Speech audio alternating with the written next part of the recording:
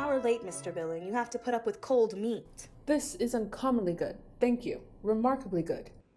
My husband makes such a point of having his meals punctually, you know. That doesn't affect me a bit. Indeed, I almost think I enjoy a meal all the better when I can sit down and eat all by myself and undisturbed. Oh, well, as long as you're enjoying it. I expect that is Mr. Hofstad coming too. Very likely. Good evening, Catherine. Ah, good evening. It's you. How good of you to come up and see us. I happened to be passing, and so... Oh, but you have company, I see. Oh, no, it was quite by chance he came in. Won't you come in and have something too? No, thank you. Good gracious. Hot meat? At night? Not with my digestion. Oh, but just once in a while. No, dear lady. I stick to my tea and bread and butter. It is much more wholesome in the long run. And a little more... economical, too. Now, you mustn't think that Thomas and I are spendthrifts. Not you, my dear. I would never think that of you. Is he not home? No, he went out for a little walk after supper. He and the boys. I doubt if that was a wise thing to do. I think I hear him coming now. No, I don't think it is he. Come in. Oh, it is you, Mr. Hofstad. Yes, I hope you will forgive me, but I was delayed at the printers. Good evening, Mr. Mayor. Good evening. You have come on business, no doubt. Partly. It's about an article for the paper. So I imagined. I hear my brother is a frequent contributor to the People's Messenger. Yes, he is good enough to write in the People's Messenger when he has something important to say. But won't you... Of course, I don't blame him in the least for writing for a publication that shares his point of view. I personally have no reason to bear any ill will to your paper, Mr. Hofstad. I quite agree with you. There's an excellent spirit of toleration in the town. We have a great common interest to unite us. The baths, yes. Exactly. Our fine, new, handsome baths.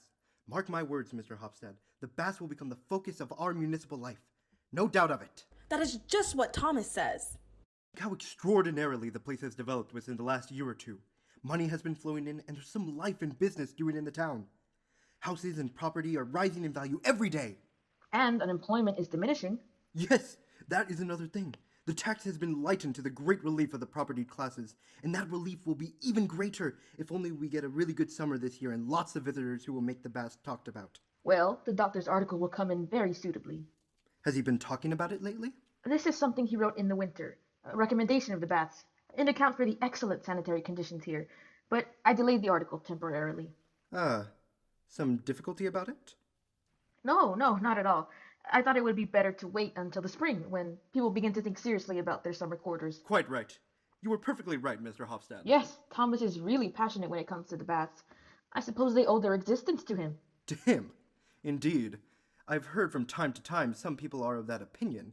At the same time, I imagine that I took a modest part in the enterprise. Yes, that is what Thomas is always saying. But who denies it, Mr. Stockman? You set the thing going and made a practical concern of it. We all know that. I only meant that the idea of it came first from the doctor. Oh, ideas, yes. My brother has had plenty of them in his time, unfortunately.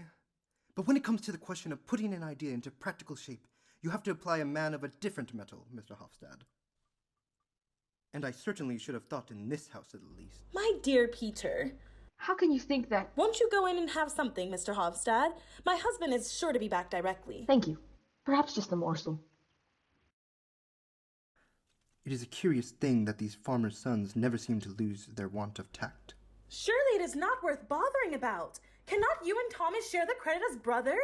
I should have thought so, but apparently some people are not satisfied with a share. What nonsense! You and Thomas get on so capitally together. There he is at last, I think.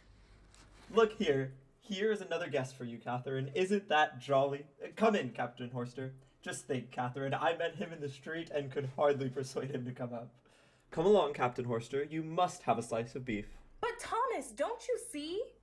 Oh, is it you, Peter? Now that is very delightful. Unfortunately, I must go in a moment. Rubbish! There is some toddy just coming in. You haven't forgotten the toddy, Catherine. Of course not. The water is boiling now. Toddy too? Oh, you must indulge me, Peter. I am so heartily happy and contented, you know.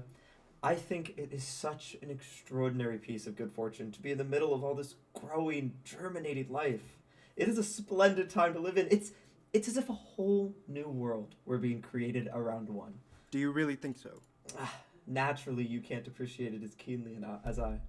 You have lived all your life in these surroundings, and your impressions have been blunted.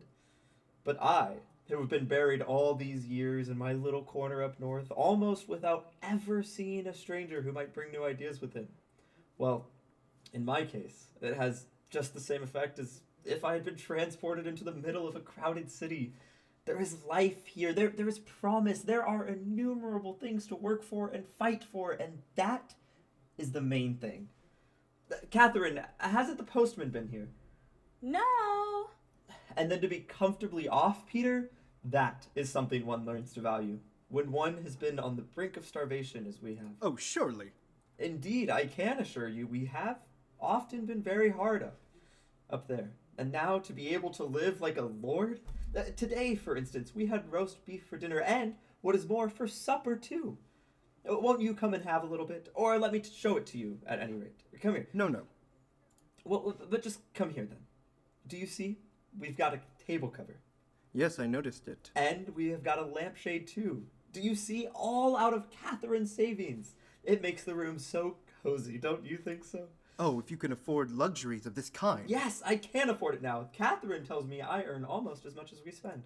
Almost, yes. But a scientific man must live in a little bit of style. I'm quite sure an ordinary civil servant spends more in a year than I do. I dare say a civil servant, a man in a well-paid position. Anyway, I assure you, I don't waste money unprofitably. But I can't find it in my heart to deny myself the pleasure of entertaining my friends. I have lived for so long, shut out of it all, that it is a necessity of life to me to mix with young, eager, ambitious men of liberal and active minds. I wish you knew more of Hofstede. By the way, Hofstede was telling me he was going to print another one of your articles. An article of mine? Yes, about the bass. An article you wrote in the winter. Oh, that one. No, I don't intend that to appear just for the present. Why not? It seems to me that this would be the most opportune moment. Yes, very likely. Under normal conditions. Is there anything abnormal about the present conditions?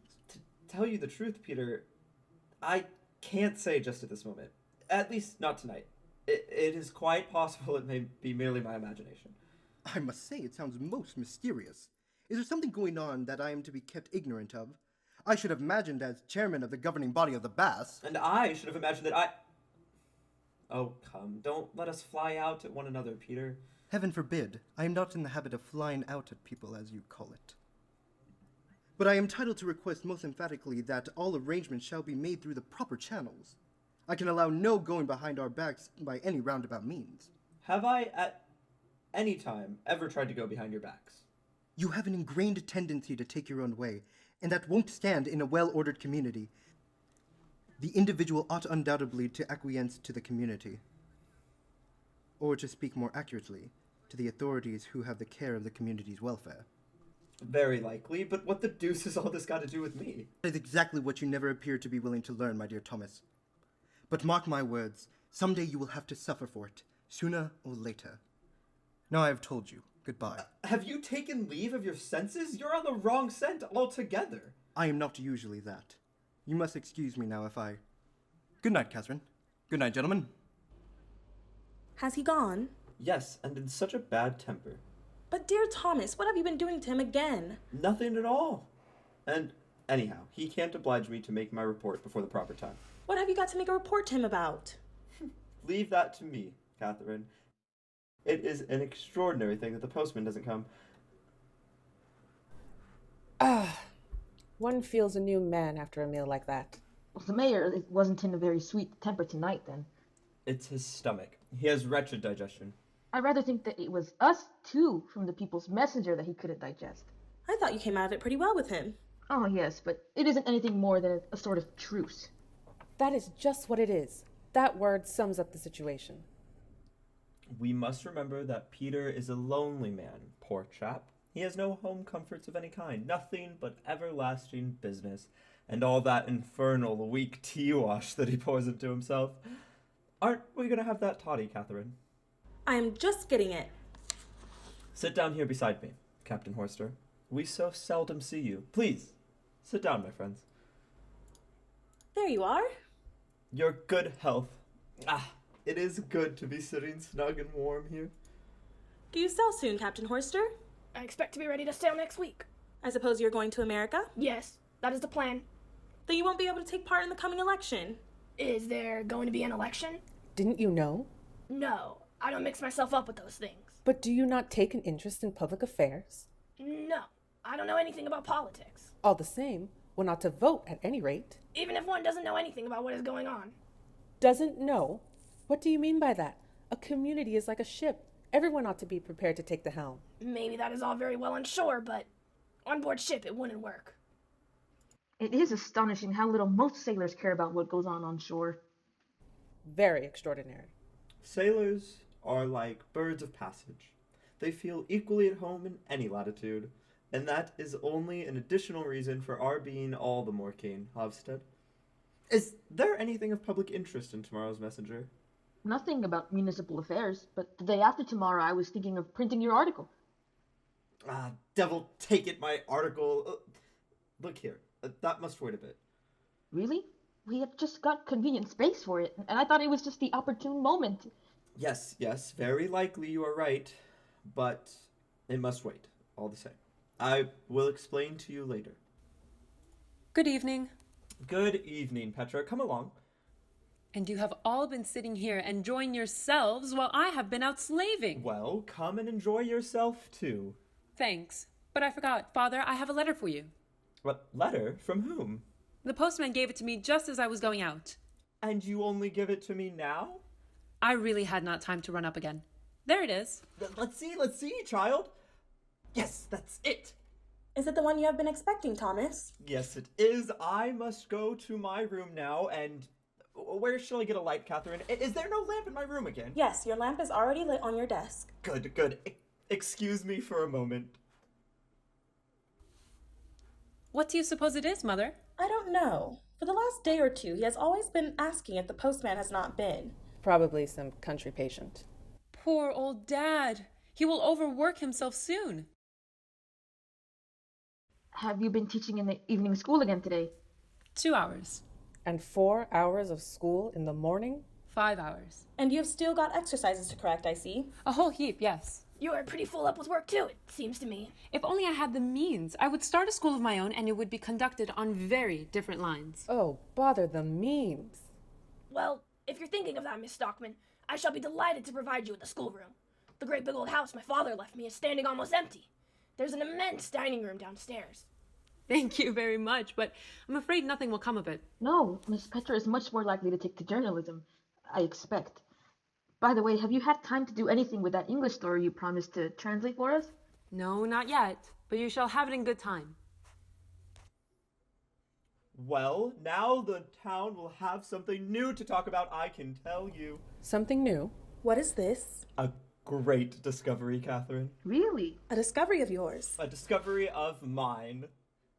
Just let them come saying, as usual, that it is all fancy and a crazy man's imagination, but they will be careful what they say this time, I can tell you. But Father, tell us what it is. Yes, only give me time and you shall know all about it.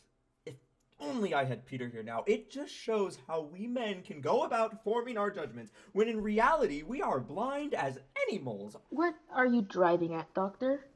Isn't it the universal opinion that our town is a healthy spot?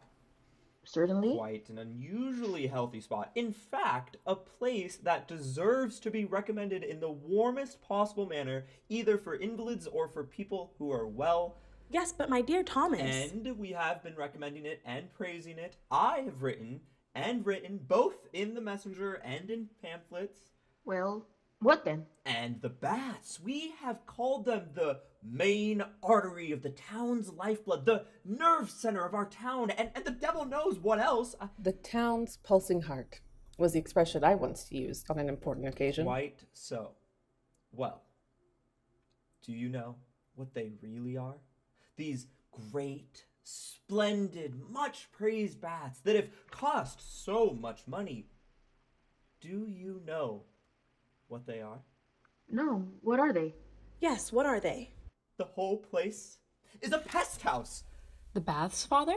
Our baths? But, Doctor... Absolutely incredible. The whole bath establishment is the gravest possible danger to the public health. All the nastiness up at Moladol, all that stinking filth is infecting the water in the conduit pipes leading to the reservoir. And the same cursed, filthy poison oozes out on the shore to... Where the bathing place is. just there. How do you come to be so certain of all this, Doctor? I have investigated the matter most conscientiously. For a long time, I have suspected something of the kind. Last year, we had some very strange cases of illness among the visitors. Typhoid cases and cases of gastric fever. Yes, that is quite true. At the time, we supposed the visitors had been infected before they came. But later on, in the winter, I began to have a different opinion. And so I set myself to examine the water. But here I had none of the necessary scientific apparatus, so I sent samples of the water up to the university to have an accurate analysis made by a chemist. And have you got that? Here it is. It proves the presence of decomposing organic matter in the water. It is full of bacteria. The water is absolutely dangerous to use, either internally or externally. What a mercy you discovered it in time. You may well say so. And, what do you propose to do now, Doctor? To see the matter put right, naturally. Can that be done? It must be done, otherwise the bats will be absolutely useless and wasted, but we need not anticipate that. I have a very clear idea what we shall have to do. But why have you kept this all so secret, dear? Do you suppose I was going to run about the town gossiping about it before I had absolute proof? No, thank you. I am not such a fool. Still, you might have told us. Not a living soul. But tomorrow you may run around to the old badger. Oh, Thomas. Well, to your grandfather then. The old boy will have something to be astonished at. I know he thinks I am cracked, and there are lots of other people who think so too. I have noticed. But now these good folk shall see. They shall just see. Oh, there will be a nice upset in the town, Catherine. You can't imagine what it'll be. All the conduit pipes will have to be relayed. All the conduit pipes? Yes, of course. The intake is too low down. It'll have to be lifted to a position much higher up. Then you were right after all. Ah, you remember. Petra, I wrote opposing the plans before the work was begun, but at that time no one would listen to me. Well, I'm going to let them have it now. Of course, I have prepared a report for the Bats Committee. I have had it ready for a week and was only waiting for this to come. Now it shall go off at once, and the letter shall go with it. Give me an envelope, Catherine. That'll do. Now, give it to what the deuce is her name? Give it to the maid, and tell her to take it at once to the mayor. What do you think Uncle Peter will say, Father? What is there for him to say? I should think he would be very glad that such an important truth has been brought to light.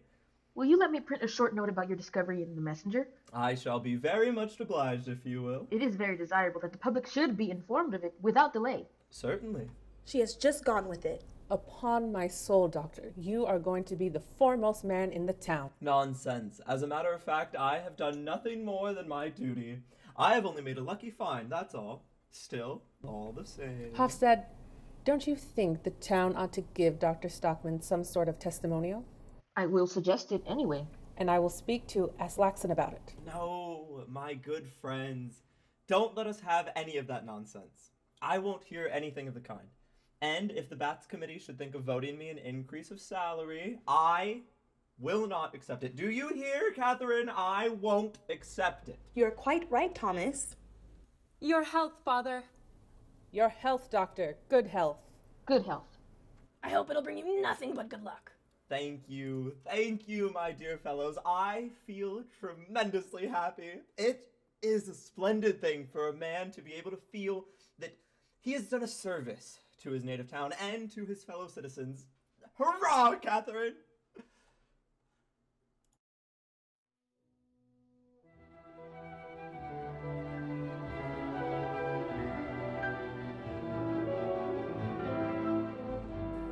Are you in, Thomas?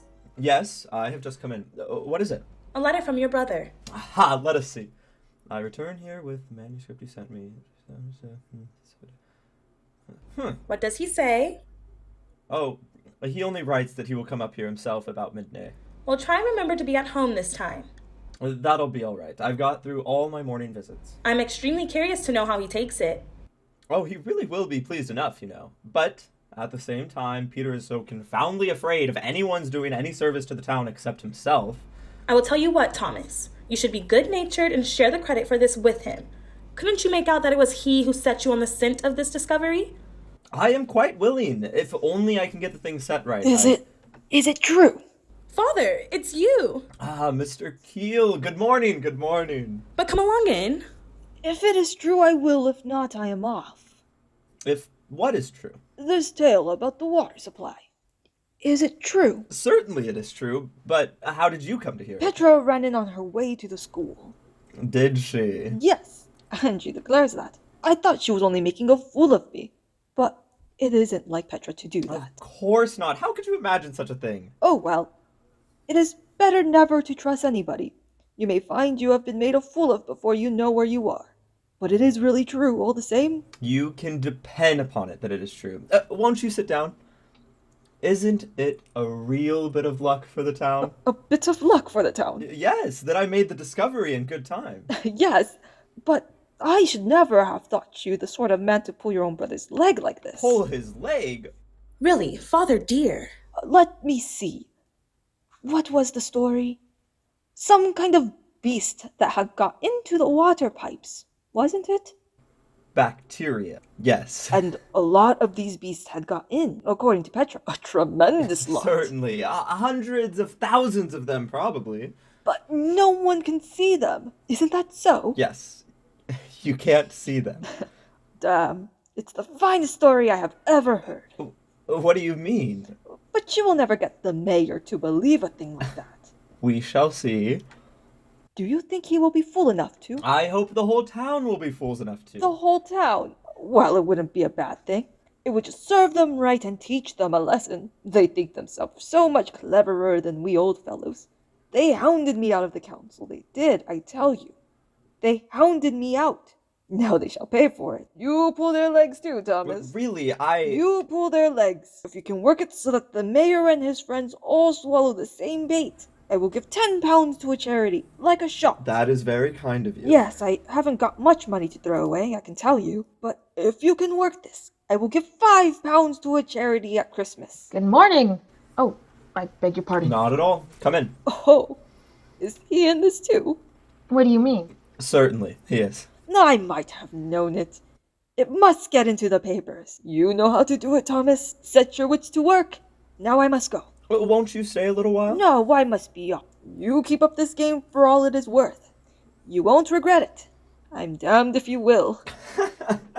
Just imagine. The old chap doesn't believe a word of all that about the water supply. Oh, that was it. Yes, that was what we were talking about. Perhaps it is the same thing that brings you here? Yes, it is. Can you spare me a few minutes, Doctor? As long as you like, my dear fellow. Have you heard from the mayor yet? Not yet. He is coming here later.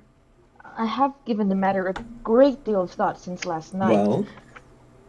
From your point of view, as a doctor and a man of science, this affair of the water supply is an isolated matter. I mean, you do not realize that it involves a great many other things. How do you mean? Let us sit down, my dear fellow. Now then, you mean that...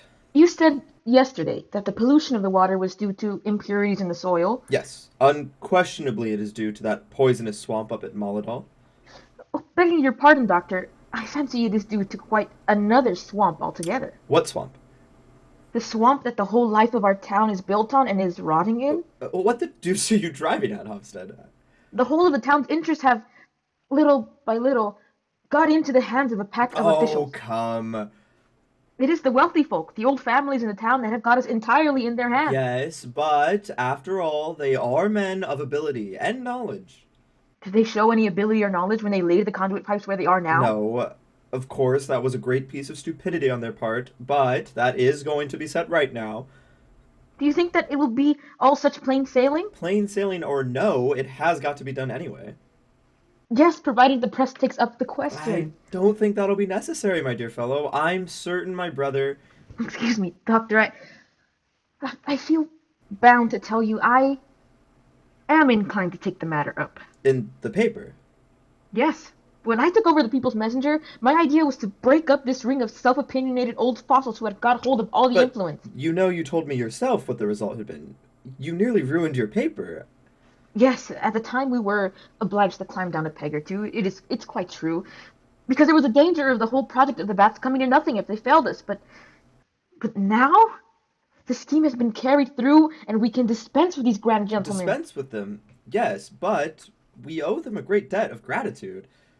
That shall be recognized ungrudgingly, but a journalist of my democratic tendencies cannot let such an opportunity as this slip. The bubble of official infallibility must be pricked. I am wholeheartedly with you in that, Mr. Hofstede. If it is a superstition, away with it. I should be very reluctant to bring the mayor into it, because he is your brother, but I am sure you will agree with me that the truth should be the first consideration. That goes without saying. I am of humble origin, as you know, and that has given me opportunities of knowing what is the most crying need in the humbler ranks of life. It is that they should be allowed some part in the direction of public affairs, Doctor. That is what will develop their faculties and intelligence and self-respect. I quite appreciate that. Yes, and in my opinion, a journalist must not neglect an opportunity of emancipating the masses, the humble and oppressed. I know well enough that in exalted circles I shall be called an agitator and all that sort of thing, but they may call me what they like. If only my conscience doesn't reproach me. Quite right, Mr. Hofstede, but all the same, devil take it. Come in. Ah, it is you, Asloxen. Yes, Doctor. Is it me you want, Asloxen? No, I didn't know I should find you here. No, it was the doctor. I am quite at your service. What is it? Is what I heard from Mr. Billing true, sir, that you mean to improve our water supply? Yes, for the baths. Quite so, I understand. Well, I have come to say that I will back that up by every means in my power. You see? I shall be very grateful to you, but... Because it may be no bad thing to have a small tradesman on your side. We form, as it were, a compact majority in the town, if we choose. And it is always a good thing to have the majority with you, Doctor. That is undeniably true. But I confess, I don't see why such unusual precautions should be necessary in this case. It seems to me that such a plain, straightforward thing... Oh, it may be very desirable all the same. I know our local authorities so well. Officials are not generally very ready to act on proposals that come from other people. That is why I think it would not be at all amiss if we made a little demonstration. That's right. Demonstration, did you say? What on earth are you going to make a demonstration about? We shall proceed with the greatest moderation, Doctor. Moderation is always my aim. It is the greatest virtue in a citizen. At least, I think so. It is well known to be a characteristic of yours, Mr. Asloxen.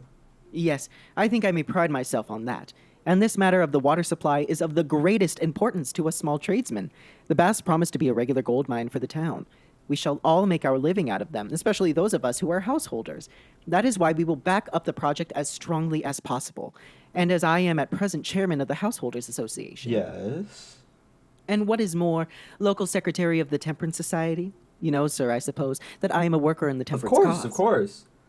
Well, you can understand that I come into contact with a great many people, and as I have the reputation of a temperate and law-abiding citizen, like yourself, Doctor, I have a certain influence in the town, a little bit of power, if I may be allowed to say so. I know that quite well, Mr. Asloxen. So you see, it would be an easy matter for me to set on foot some testimonial if necessary. A testimonial?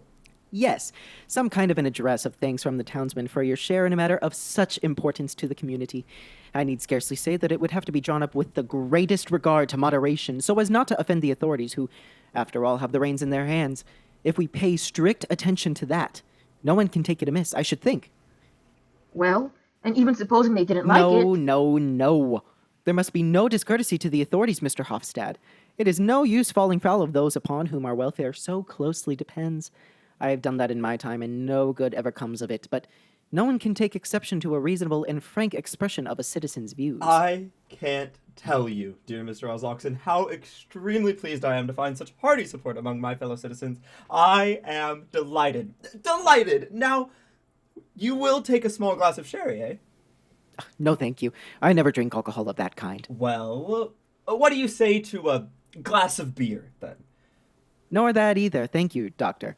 I never drink anything as early as this. I'm going into town now to talk this over with one or two householders and prepare the ground. It is tremendously kind of you, Mr. Asloxen. But really cannot understand the necessity for all these precautions. It just seems to me that the thing should go of itself. The authorities are somewhat slow to move, Doctor. Far be it from me to seem to blame them. We are going to stir them up in the paper tomorrow, Loxon. But not violently, I trust, Mr. Hofstad. Proceed with moderation, or you will do nothing with them. You may take my advice. I've gathered my experience in the school of life.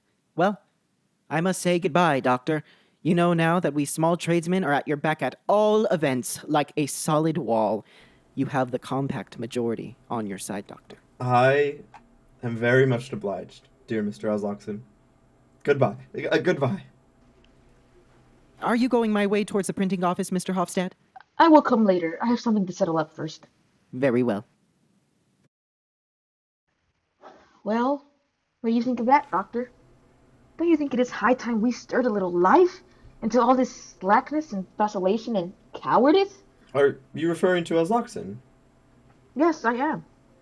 He is one of those who are floundering in a bog, and most of the people here are in just the same case, seesawing and edging first to one side and then to the other, so overcome with caution and scruple that they never dare to take any decided step. Yes, but Osloxon seemed to me so thoroughly well-intentioned. There is one thing I esteem higher than that, and that is for a man to be self-reliant and sure of himself. I think you are perfectly right there. That is why I want to seize this opportunity and try if I cannot manage to put a little virility into these well-intentioned people for once. The idol of authority must be shattered in this town. This gross and inexcusable blunder about the water supply must be brought home to the mind of every municipal voter. Very well. If you are of opinion that it is for the good of the community, so be it. But not until I have had a talk with my brother. Anyway, I will get a leading article ready. And if the mayor refuses to take the matter up... How can you suppose such a thing possible? It is conceivable.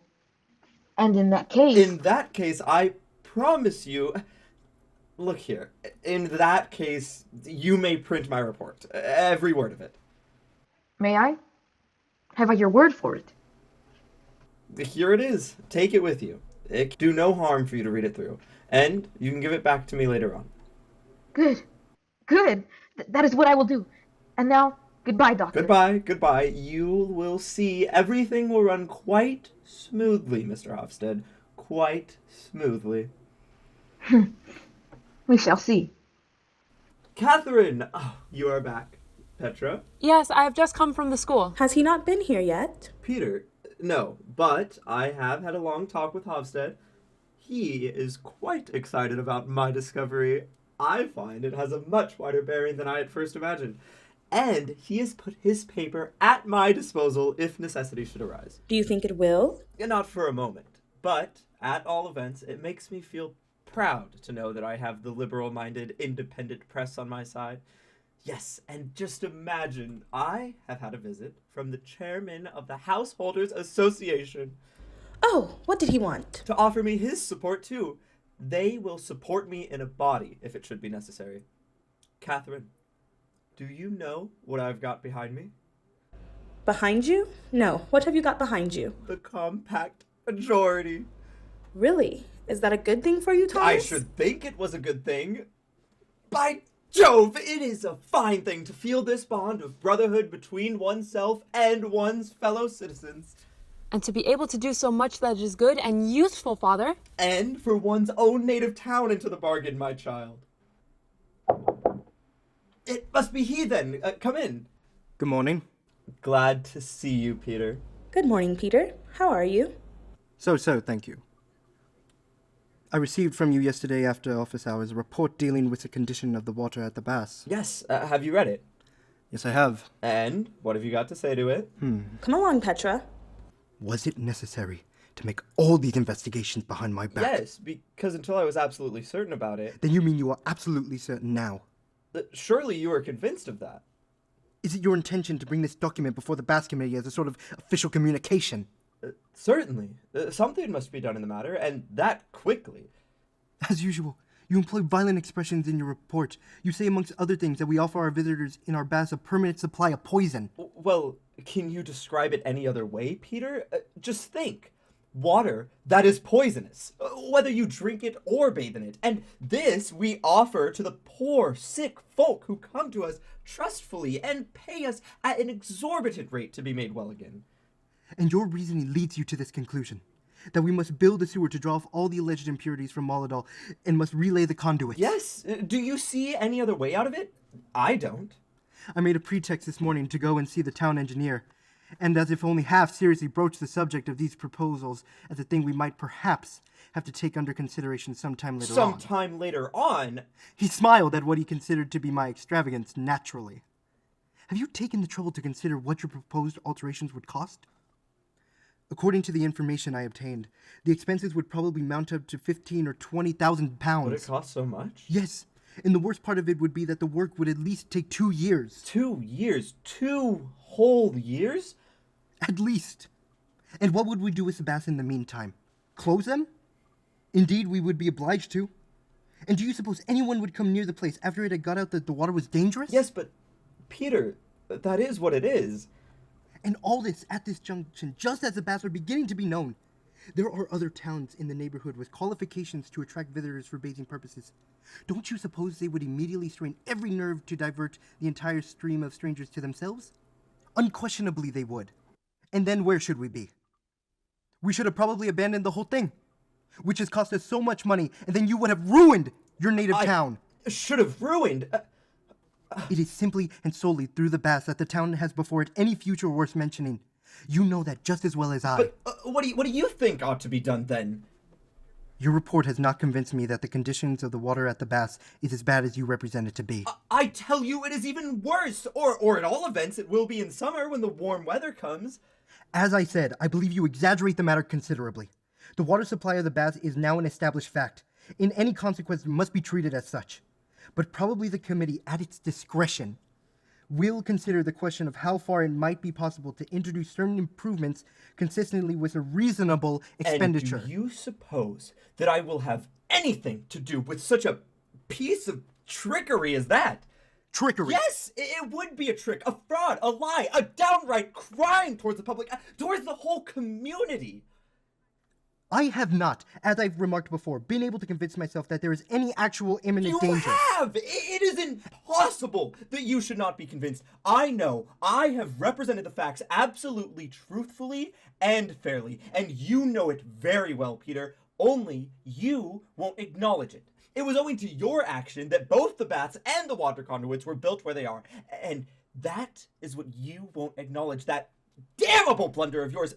Do you think I don't see through you?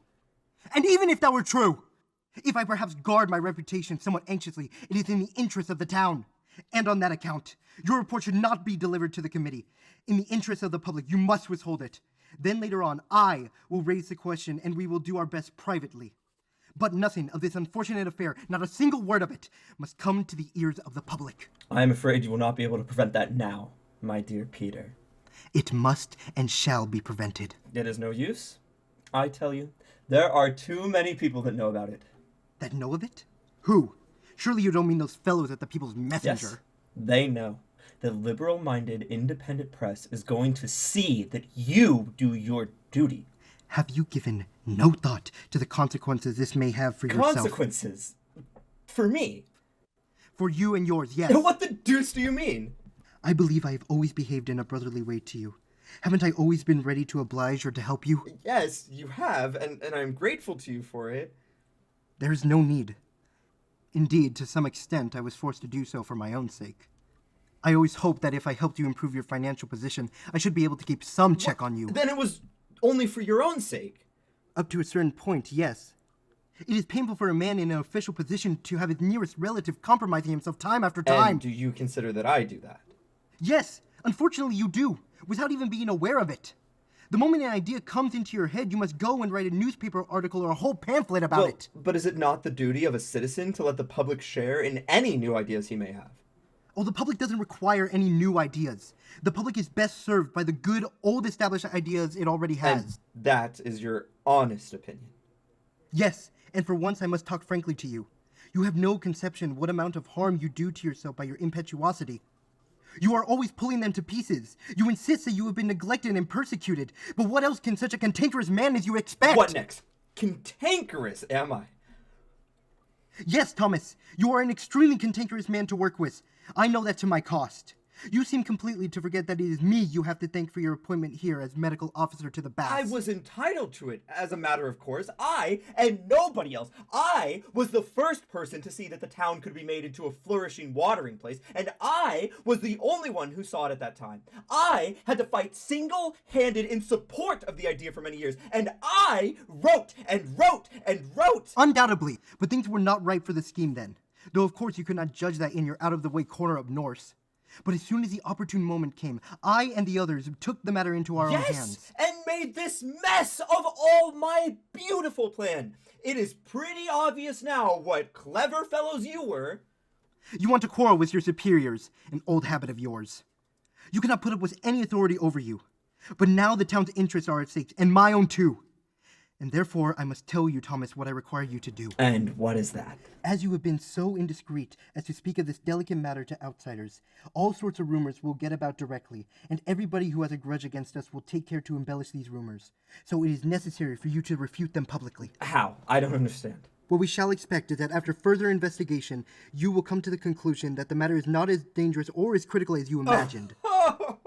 So that is what you expect. And what is more, we shall expect you to make public your confidence in the committee to remedy any possible defects. But you will never be able to do that by patching and tinkering at it. Never. Take my word for it, Peter. I mean what I say as deliberately and emphatically as possible. As an officer under the committee, you have no right to any individual opinion. No right? In your official capacity, no. As a private citizen, it is quite another matter. But as a subordinate member of the staff of the baths, you have no right to express any opinion which runs contrary to that of your superiors. This is too much. I, a doctor, a man of science, have no right to... The matter at hand is not simply a scientific one. It is a complicated matter and has its economic as well as its technical side. I don't care what it is. I intend to be free to express my opinion on any subject under the sun.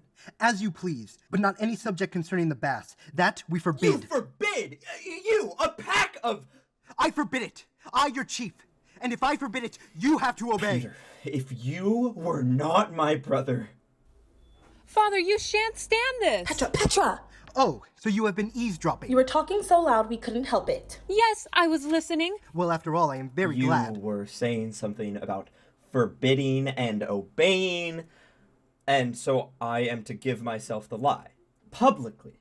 We consider it absolutely necessary that you should make some such public statement as I have asked for. And if I do not obey? Then we shall publish a statement ourselves to reassure the public. Very well. But in that case, I shall use my pen against you. I stick to what I have said. I will show that I am right and that you are wrong. And what will you do then? Then I shall not be able to prevent your being dismissed. What? Father, dismissed? Dismissed? Dismissed from the staff of the baths. I shall be obliged to propose that you shall immediately be given notice, and shall not be allowed any further participation in the baths affairs. You would dare to do that? It is you who are playing the daring game. Uncle, that is a shameful way to treat a man like father. Do hold your tongue, Petra. Oh, so we volunteer our opinions already, do we? Of course. Catherine, I imagine you are the most sensible person in this house. Use any influence you may have over your husband and make him see what this will entail for his family as well as... My family is my own concern and nobody else's. For his family, as I was saying, as well as the town he lives in. It is I who have the real good of the town at heart. I want to lay bare the defects of that sooner or later must come to the light of day. I will show whether I love my native town. You, who in your blind stubbornness want to cut off the most important source of the town's welfare? The source is poisoned, man! Are you mad? We are making our living by filth and corruption. The whole of our flourishing municipal life derives its sustenance from a lie! All imagination! Or something even worse. The man who could throw out such offensive insinuations about a native town must be an enemy to our community. Do you dare to... Thomas! Don't lose your temper, Father. I will not expose myself to violence. Now you have had a warning, so reflect on what you owe to yourself and your family. Goodbye. And am I to put up with such treatment as this in my own house, Catherine? What do you think of that? Indeed, it is both shameful and absurd, Thomas. If only I could give Uncle a piece of my mind. It is my own fault. I ought to have flown out on him long ago, shown my teeth bitten. To hear him call me an enemy to our community, me! I shall not take that lying down upon my soul. But dear Thomas, your brother has power on his Yes, side. but I have right on mine, I tell you. Oh yes, right. What is the use of having right on your side if you have not got might? Oh, Mother, how can you say such a Do thing? you imagine that in a free country it is no use having right on your side? You are absurd, Catherine. Besides, haven't I got the liberal-minded, independent press to lead the way, and the compact majority behind me? That is might enough, I should think. But good heavens, Thomas, you don't mean... Don't mean to what? To set yourself up in opposition to your brother. In God's name, what else do you suppose I should do but take my stand on right and truth? Yes, I was just going to say that. But it won't do you any earthly good. If they won't do it, they won't. Oh, Catherine, just give me time, and you will see how I will carry the war into their camp. Yes, you carry the war into their camp, and you get your dismissal. That is what you will do. In any case, I shall have done my duty towards the public, towards the community. I, who am called its enemy. But towards your family, Thomas? Towards your own home? Do you think that is doing your duty towards those you have to provide for? I don't think always first of us, Mother. Oh, it is easy for you to talk. You are able to fend for yourself if need be. But remember the boys, Thomas, and think a little of yourself too, and of me. I think you were out of your senses, Catherine. If I were to be such a miserable coward as to go on my knees to Peter and his damned crew, do you suppose I should ever know an hour's peace of mind all my life afterwards? I don't know anything about that, but God preserve us from the peace of mind we shall have all the same if you go on defying him. You will find yourself again without the means of survival, with no income to count upon. I should think we had enough of that in the old days. Remember that, Thomas? Think what that means. This is what this slavery can bring upon a free, honorable man. Isn't it horrible, Catherine? Yes, it is sinful to treat you so. It is perfectly true. But good heavens, one has to put up with so much injustice in this world. There are the boys, Thomas. What is to become of them? Oh, no. You can never have the heart. The boys, No. Even if the whole world goes to pieces, I will never bow my neck to this yoke. Thomas, what are you going to do? I mean to have the right to look my sons in the face when they are grown men. God help us all. Father is splendid. He will not give in.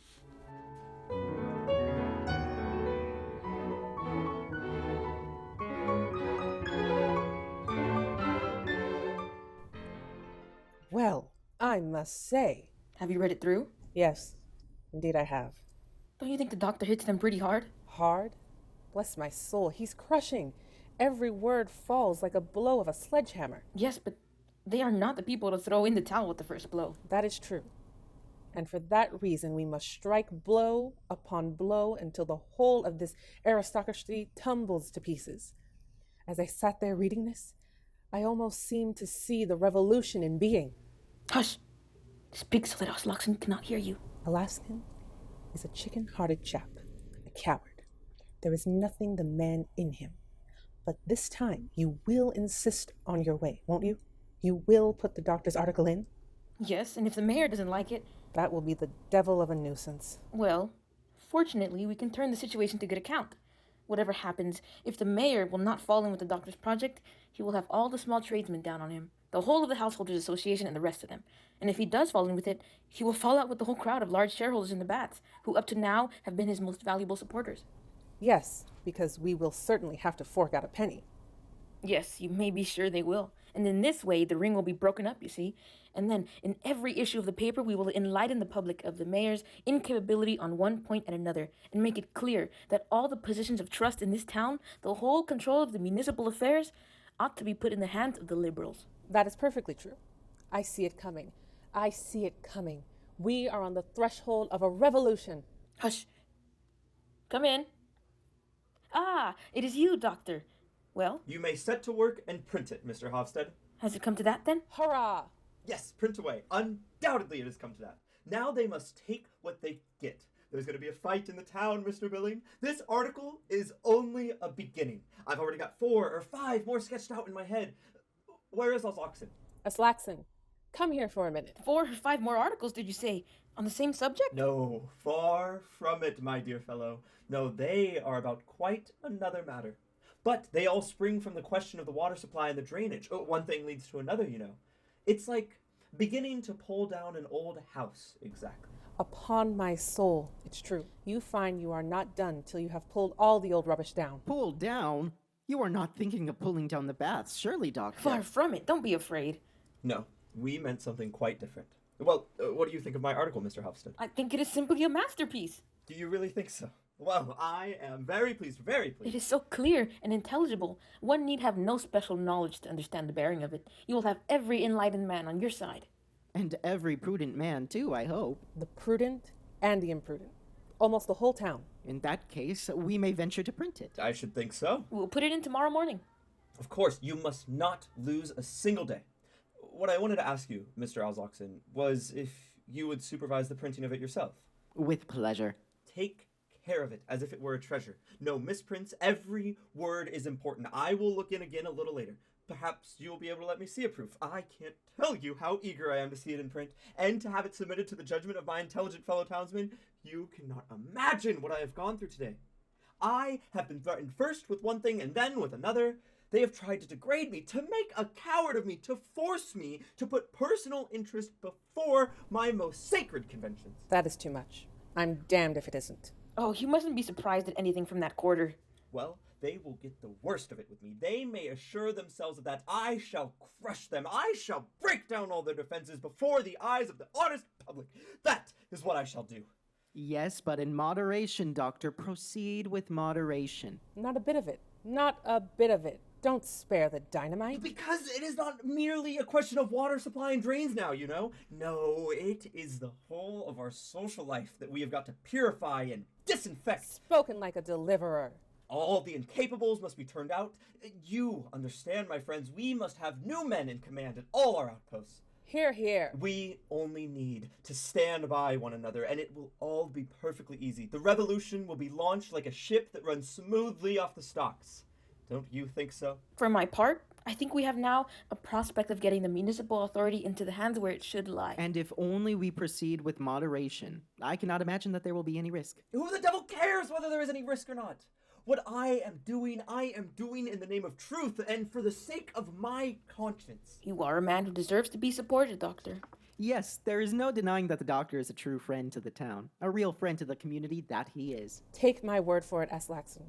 Dr. Stockman is a friend of the people. I fancy the Householders Association will make use of that expression before long. Thank you, my dear friends. It is very refreshing to me to hear you say that.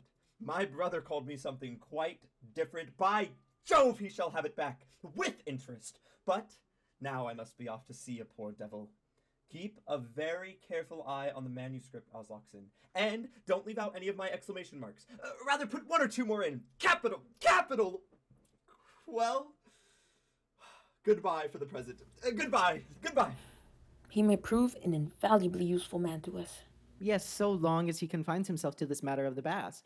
But if he goes farther afield, I don't think it would be advisable to follow him. That all depends. You are so infernally timid, Aslaxon. Timid? Yes, when it is a question of the local authorities, I am timid, Mr. Billing. It is a lesson I have learned in the school of experience, let me tell you. But try me in higher politics, in matters that concern the government itself, and then see if I am timid. No, you aren't, I admit. But this is simply contradicting yourself. I am a man with a conscience, and that is the whole matter. If you attack the government, you don't do the community any harm anyway. Those fellows pay no attention to attacks, you see. They go on just as they are, in spite of them. But local authorities are different. They can be turned out, and then perhaps you may get an ignorant lot into office who may do irreparable harm to the householders and everybody else. But what of the education of the citizens by self-government? Don't you attach any importance to that? When a man has interests of his own to protect, he cannot think of everything, Mr. Hofstad. Then I hope I shall never have interests of my own to protect. Hear, hear. Mr. Sheriff Stensgaard was your predecessor at the editorial desk. That turncoat. I am not a weathercock and never will be. A politician should never be too certain of anything, Mr. Hofstad. And as for you, Mr. Billing, I should think it is time for you to think twice, seeing that you are applying for the post of secretary to the bench. Are you, Billing? Well, yes. But you must clearly understand I'm only doing it to annoy the bigwigs. Anyhow, it is no business of mine. Ought we try to get rid of him, Hofstad? Do you know anyone else who will advance the money for our paper and printing bill? Suppose you were to apply to Dr. Stockman. Oh, what is the use? He's got nothing. No, but his father-in-law, old Morton Kill, the Badger, as they call him. Are you so sure he has got anything? Good Lord, of course he has. And some of it must come to the Stockmans. Most probably he will do something, for the children at least. Are you counting on that? Counting on it? Of course I'm not counting on anything. That's right. And I should not count on the secretaryship to the bench either if I were you, for I can assure you, you won't get it. My object is precisely not to get it. A slight of that kind stimulates a man's fighting power, and I am sure one needs that badly enough in a one-horse town like this, where it is seldom anything happens to stir one up. Quite so, quite so. Ah, I shall be heard of yet. Now, I shall go and write the appeal to the Householders Association. That's it. Is it? Come in. What? You?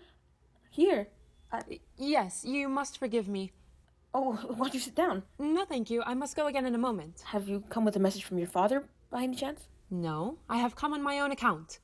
Here's the English story. Why have you brought it back? Because I'm not going to translate it. But you promised me. Yes, but then I had not read it. I don't suppose you have read it either? No, you know quite well I don't understand English, but... Quite so. That is why I wanted to tell you that you must find something else. You can't use this for the People's Messenger. Why not? Because it conflicts with all your opinions. Don't be silly. You don't understand me.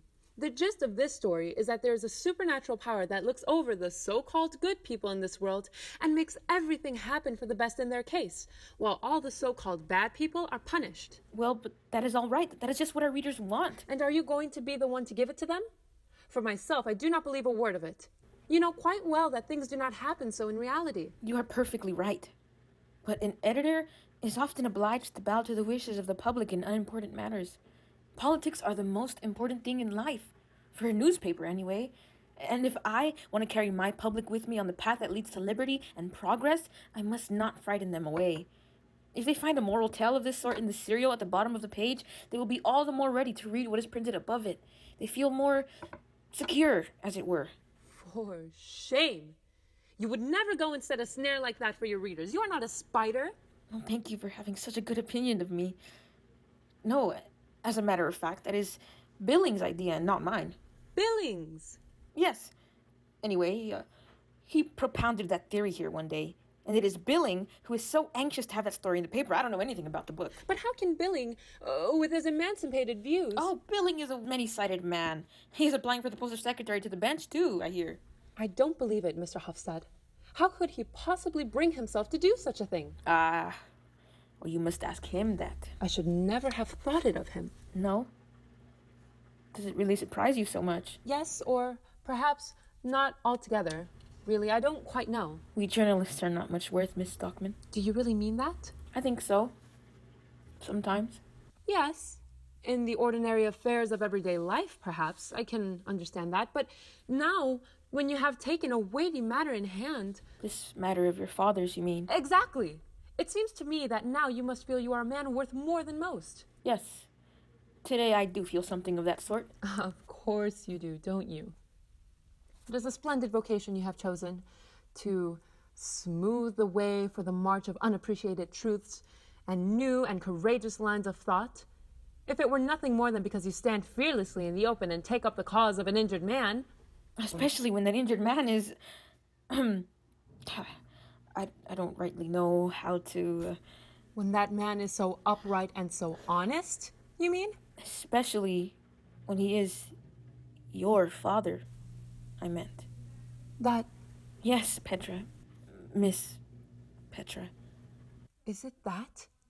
That is the first and foremost with you? Not the matter itself, not the truth?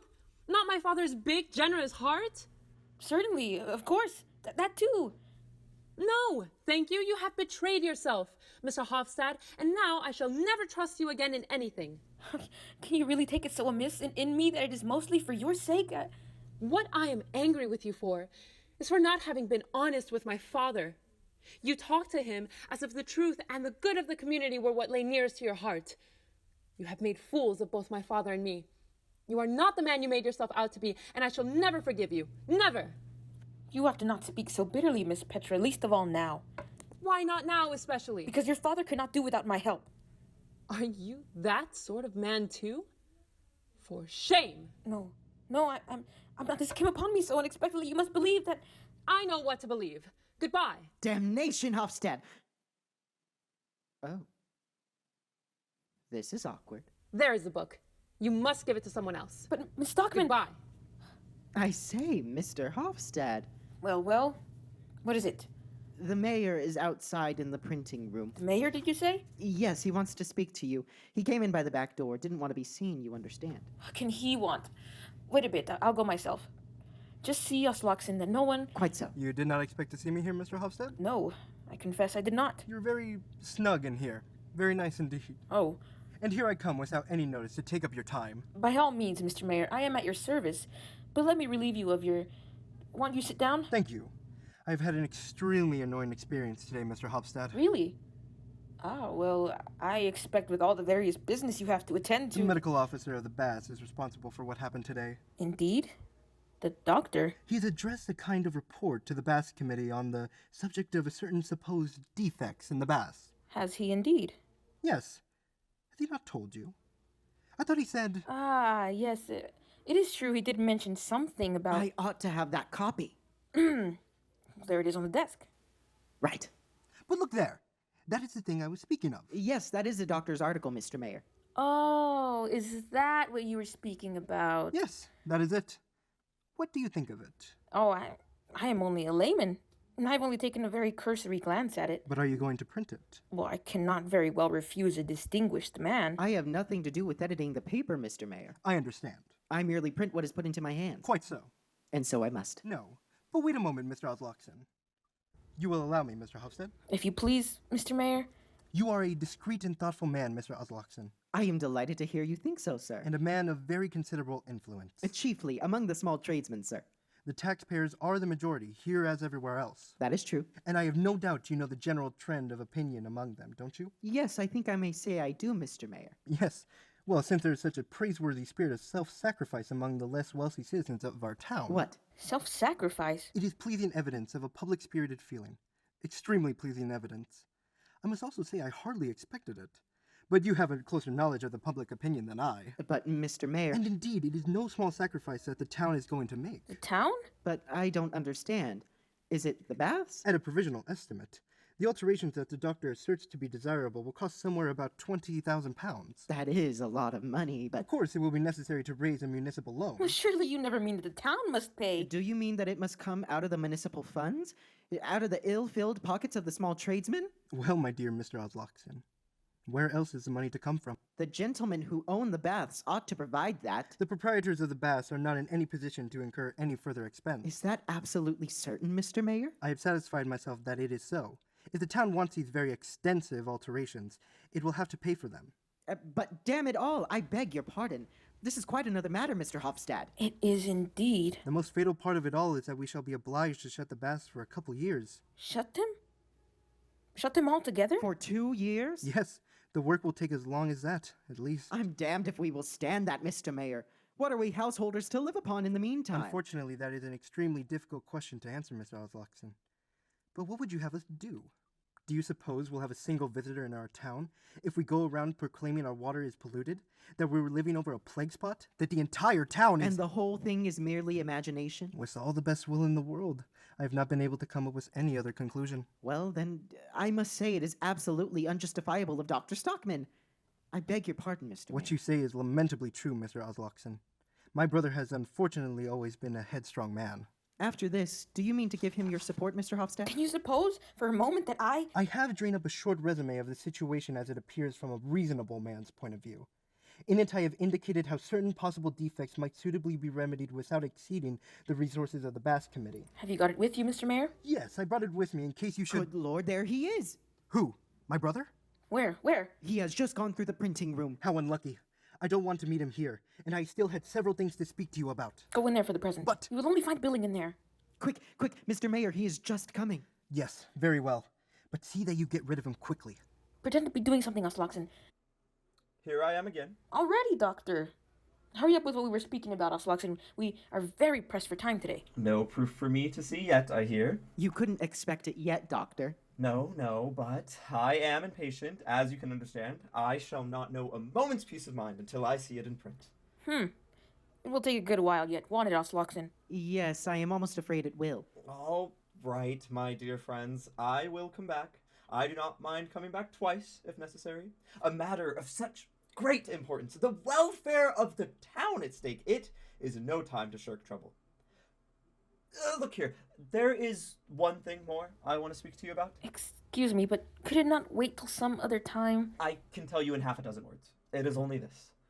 When my article is read tomorrow, and it is realized that I have been quietly working the whole winter for the welfare of the town... Yes, but, Doctor... I know what you are going to say. You don't see how on earth it wasn't any more than my duty. My obvious duty as a citizen. Of course it wasn't. I know that as well as you, but my fellow citizens, you know... Good Lord, think of all the good souls who think so highly of me. Yes, our townsfolk have had a very high opinion of you so far, Doctor. Yes, and that is just why I'm afraid they... Well, this is the point. When this reaches them, especially the poorer classes, and sounds in their ears like a summons to take the town's affairs into their own hands for the future... Doctor, I won't conceal from you the fact that... I knew there was something in the wind, but I won't hear a word of it. If anything of that sort is being set on foot... Of what sort? Well, whatever it is. Whether it's a demonstration in my honor, or a banquet, or a subscription list for some presentation to me. Whatever it is, you must promise me solemnly and faithfully to put a stop to it. You too, Mr. Osloxon.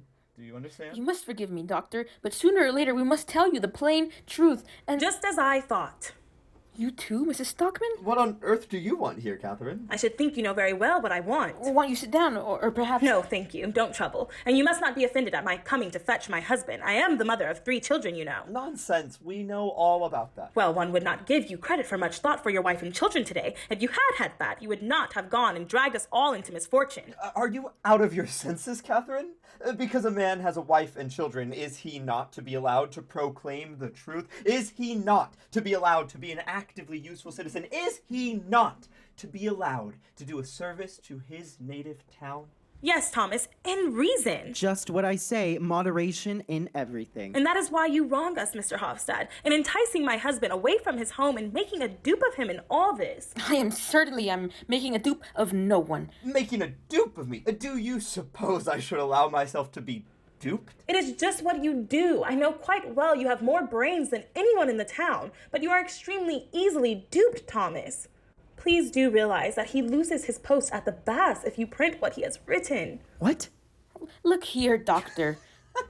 Just let them try. No, they will take good care not to. I have got the compact majority behind me, let me tell you. Yes, that is just the worst of it. You're having any such horrid thing behind you.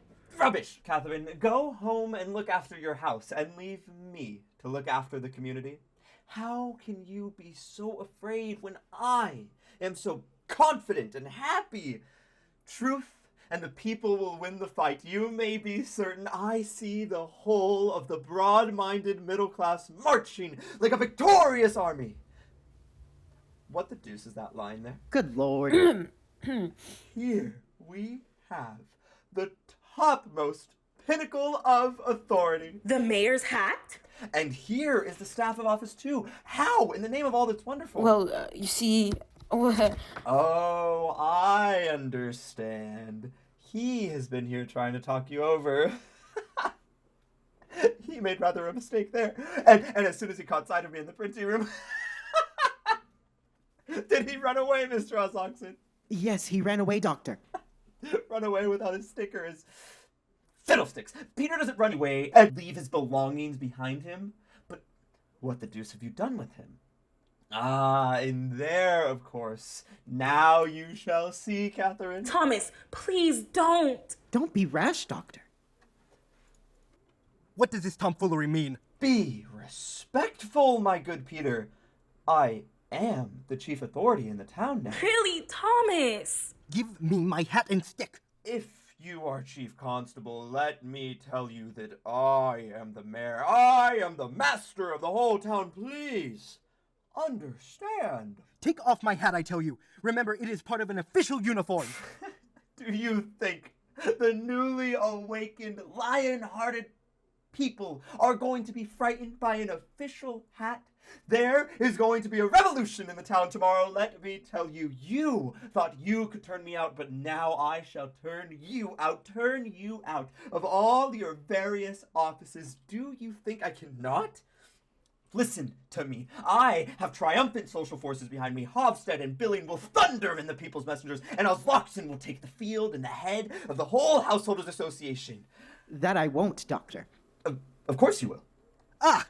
May I ask then if Mr. Hofstede intends to join this agitation? No, Mr. Mayor. No, Mr. Hofstede is not such a fool as to go and ruin his paper and himself for the sake of an imaginary grievance. What does this mean?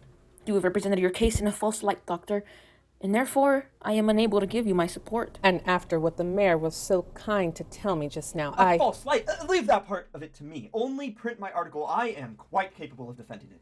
I am not going to print it. I cannot and will not and dare not print it. You dare not?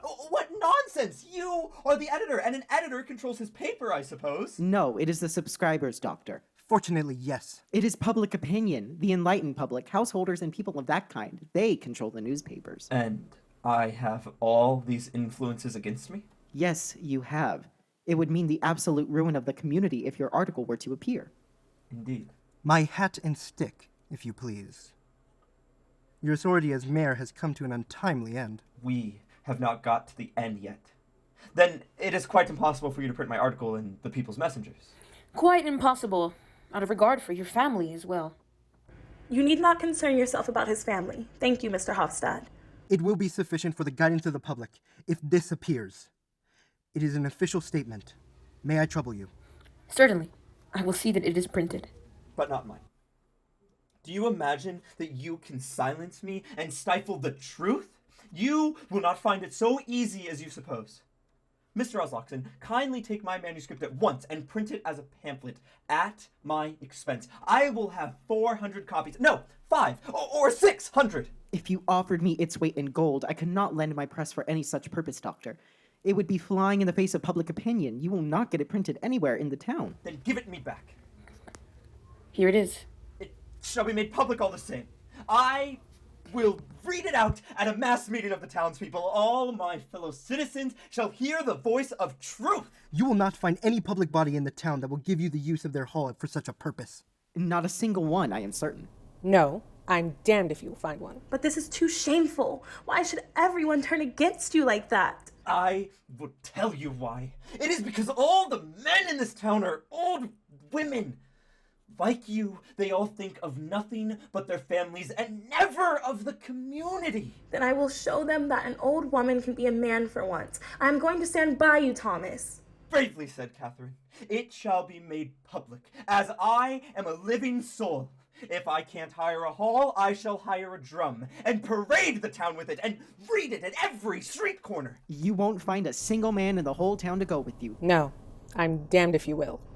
Don't give in, Thomas. I will tell the boys to go with you. Yes, and Petra, and you too, Catherine. No, I won't do that, but I will stand at the window and watch you. That's what I will do. Thank you, my dear. Now you and I are going to try a fall, my fine gentlemen. I am going to see whether a pack of cowards can succeed in gagging a patriot who wants to purify society. Now he has sent her out of her senses too.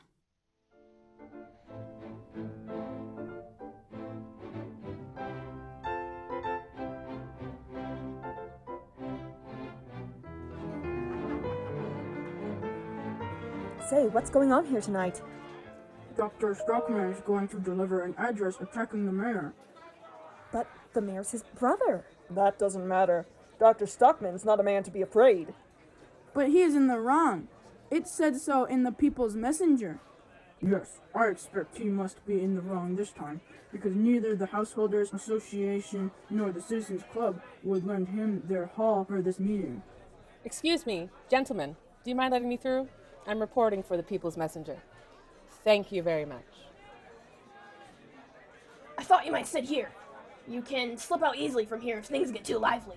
Do you think there will be a disturbance? One can never tell with such a crowd. But sit down and don't be uneasy. It was extremely kind of you to offer my husband the room. Well, if nobody else would. It was a plucky thing to do, Captain Horster. Oh, it is not such a great matter as all that. Has the doctor not come yet? He's waiting in the next room. Look, here comes the mayor. Yes, I'm damned if he hasn't come after all. How do you feel, Catherine? All right, thank you. Be sure not to lose your temper, Thomas. Oh, I know how to control myself. It is 1:15, so I will begin. I think we ought to elect a chairman first. No, it is quite unnecessary. I certainly think, too, that we ought to have a chairman. But I have called this meeting to deliver a lecture, Peter. Dr. Stockman's letter may possibly lead to a considerable conflict of opinion. We need a chairman! We want a chairman! The general wish of the meeting seems to be that a chairman should be elected. Very well. Let the meeting have its way. Will the mayor be good enough to undertake the task? For various reasons which you will easily understand, I must beg to be excused. But fortunately, we have among us a man who I think will be acceptable to you all. I refer to the president of the Household Association, Mr. Oslockson. Since my fellow citizens choose to entrust me with this duty, I cannot refuse. Laskin knows what he's talking about. Agree. Yeah, that's right. Mr. Aslaxon was elected with enthusiasm. And now, as I am in this position, I should like to say a few brief words. I am a quiet and peaceable man who believes in discreet moderation and in a moderate discretion. All my friends can bear witness to that. I have learned in the school of life and experience that moderation is the most valuable virtue a citizen can possess. Hear, hear! And moreover, that discretion and moderation are what enable a man to be of most service to the community. I would therefore suggest to our esteemed fellow citizen who has called this meeting that he should strive to keep strictly within the bounds of moderation. 3 cheers for the Moderation Society! No interruptions, gentlemen, please. Does anyone wish to make any remarks? Mr. Chairman. The mayor will address the meeting. In consideration of the close relationship in which, as all of you know, I stand to the present medical officer of the Bass, I should have preferred not to speak this evening. But my official position with regards to the Bass and my care to the vital interests of the town compel me to bring forward a motion.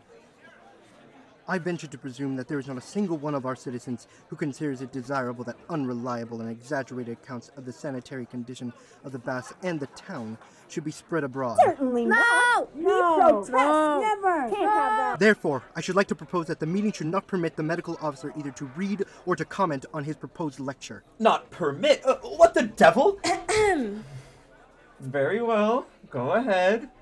In my communications to the People's Messenger, I have put in the essential facts before the public in such a way that every fair-minded citizen can easily form his own opinion. From it you will see the main result of the medical officer's proposals, apart from constituting a vote of censure on the leading men of the town, would be to saddle the taxpayers with an unnecessary expenditure of at least some thousands. Please, gentlemen, I beg to support the mayor's motion. No one doubts the honesty of the doctor's intentions. No one will suggest that there can be any two opinions as to that. I myself am a believer in self-government for the people, provided it does not fall too heavily on the ratepayers. You can pay too dearly for a thing sometimes. That is my opinion. I, too, feel called upon to explain my position. Dr. Stockman's agitation appeared to be gaining a certain amount of sympathy at first, so I supported it as impartially as I could. But presently, we had reason to suspect that we had allowed ourselves to be misled by misrepresentation of the state of affairs. Misrepresentation? Well, let us say a not entirely trustworthy representation. The mayor's statement has proved that. I hope no one here has any doubt as to my liberal principles. The attitude of the People's Messenger towards important political questions is well known to everyone. But the advice of experienced and thoughtful men has convinced me that in purely local matters, a newspaper ought to proceed with a certain caution. I entirely agree with the speaker. And In the matter before us, it is now an undoubted fact that Dr. Stockman has public opinion against him. Now, what is an editor's first and most obvious duty, gentlemen? Is it not to work in harmony with his readers? Or is it possible I am mistaken in that? You're quite right. No, This you man are knows right. what he's talking about. It has cost me a severe struggle to break with a man in whose house I have been, lately a frequent guest. A man who, today, has been able to pride himself on the undivided goodwill of his fellow citizens. A man whose only failing is that he is swayed by his heart rather than his head. True. Stockman's Very correct. true. He has a point. But my duty to the community obliges me to break with him. And there is another consideration that impels me to oppose him, and as far as possible to deter him from the perilous course he has adopted, that is, consideration for his family. Please stick to the water supply and drainage. Consideration, I repeat, for his wife and his children, for whom he has made no provision. I will now put the mayor's proposition to the vote. Am I allowed to speak? Dr. Stockman will address the meeting. I have thought and pondered a great deal these last few days. And then I saw the whole situation. And that is why I am standing here tonight. I have a great revelation to make to you, my fellow citizens. I will impart to you a discovery of a far wider scope than the trifling matter that our water supply is poisoned and our medicinal baths are standing on pestiferous soil. We won't You're hear the only you. problem here. Don't talk about the None of baths. that. What I want to speak about is the great discovery I have made lately. The discovery that all the sources of our moral life are poisoned and that the whole fabric of our civic community is founded on the pestiferous soil of falsehood. Such an insinuation! I call upon the speaker to moderate his language. I have always loved my native town. I was not old when I went away from here, and exile, longing and memories cast an additional halo over both the town and its inhabitants. And there I stayed, for many years, in a horrible hole far away up north. When I came into contact with some of the people that live scattered about among the rocks, I often thought it would have been more service to the poor, half-starved creatures if a veterinary doctor had been set up there, instead of a man like me. And then, when fate at last decreed for me the great happiness of coming home again, I assure you, gentlemen, I thought I had nothing more in the world to wish for. Or, rather, there was one thing I wished for. Eagerly, untiredly, ardently. And that was to be able to be of service to my native town and the good of the community. You chose a strange way of doing it. But yesterday morning, no, to be precise, it was yesterday afternoon, the eyes of my mind were open wide. And the first thing I realized was the colossal stupidity of the authorities. What? No, you get Mr. it. Chairman, Say By it. virtue of my authority. It is a petty thing to catch me up on a word, Mr. Oslockson. What I mean is only that I got scent of the unbelievable piggishness our leading men had been responsible for down at the baths. I have had enough of such people in my time. They are like billy goats on a young plantation. They do mischief everywhere. Mr. Chairman, can we allow such expressions to pass? Doctor, I cannot understand how it is I have only now acquired a clear conception of what these gentry are, when I had almost daily before my eyes in this town such an excellent specimen of them. My brother Peter, slow-witted and hide-bound in prejudice. proceed, Doctor, but please strive to be moderate in your language. Very well, gentlemen. I will say no more about our leading men, for I cherish the comforting conviction that these parasites, all these venerable relics of a dying school of thought, are most admirably paving the way for their own extinction. They need no doctor's help to hasten their end, nor is it the folk of that kind who constitute the most pressing danger to the community. That is precisely the great discovery I made yesterday. The most dangerous enemy of truth and freedom amongst us is the compact majority. Yes, the damned compact liberal majority. That is it. Now you know. As chairman, I call upon the speaker to withdraw the ill-considered expressions he has just used. Never, Mr. Oslockson. It is the majority in our community that denies me my freedom and seeks to prevent my speaking the truth. The majority always has right on its side. And truth, too.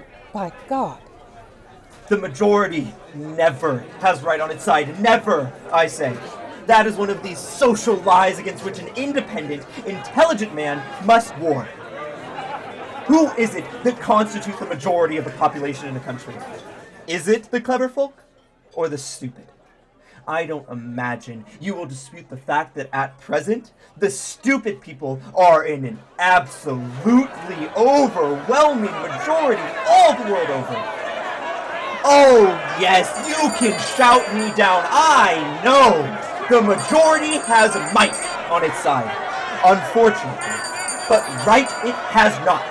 I am in the right. I and a few other scattered individuals. So the doctor is a revolutionary now. Good heavens, of course I am, Mr. Hofstad. I propose to raise a revolution against the lie that the majority has the monopoly of the truth. What sort of truths are they that the majority usually supports? They are truths that are of such advanced age that they are beginning to break up.